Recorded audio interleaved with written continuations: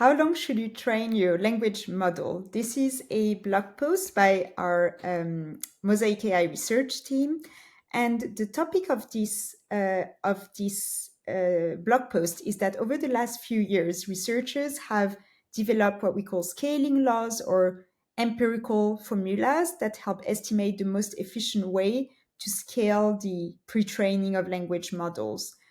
The problem is that the popular scaling laws that everybody currently uses only factor in the training costs, and they often ignore the very expensive costs of having to deploy the models. So, in this post, what the research team does is to suggest a new way to account for the cost of both training and inference. And in order to do that, they do some experiments to try and demonstrate how what could be considered as overtrained smaller LLMs can actually be optimal. So stay with me. First, they try to explain the Chinchilla Scaling Law. I'm not sure that I pronounce it right, but this is the most widely scaling law that is currently used, and they want to look at the limits of this law. When you have a fixed compute budget, this law states that there is a trade off between increasing your model size versus increasing your training duration. So it focuses on the training costs determined by the model size, the parameter count, multiplied by the data size. And in that context, as you know, larger models are more capable than smaller ones, but at the same time, training on more data can also improve model quality.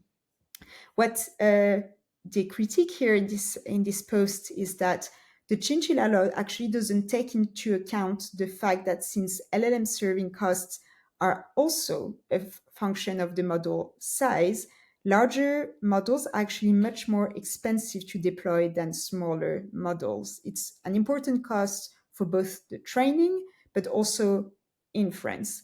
And because of that, they suggest to adopt a new scaling law that quantifies a trade off on training and inference, meaning that you want to have a model that is optimal over its total lifetime, not just when it was trained.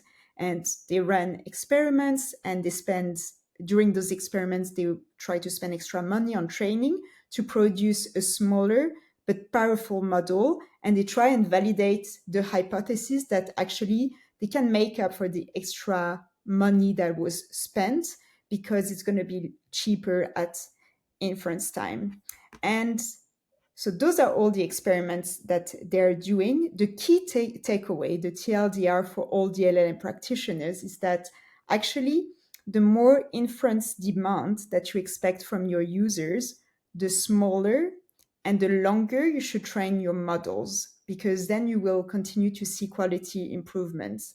And they really suggest that we modify the scaling laws and that we really take into account all those real world costs of training and inference. So when your inference demand grows, the additional cost of inference pushes the optimal training setup towards smaller models that you will train for longer. So very interesting paper. It's interesting to think because it's a little bit different shift in how we used to think, right? So, given a budget, we used to take the bigger model because we all thought it's the best, right? And given this budget, we were training it or tuning it. And then we no one cared about how we're gonna serve this beast, Yes. right? Well, now we are going into a process of saying, okay, given this compute budget, as long as I have a lot and good quality of data, I can train a much smaller model. I can train a model with much less parameters, but that can be as good and in terms of quality as the bigger model that I would have trained. And then, if I think of serving, it's much simpler, easy, and efficient to serve a model with less parameters than a huge beast.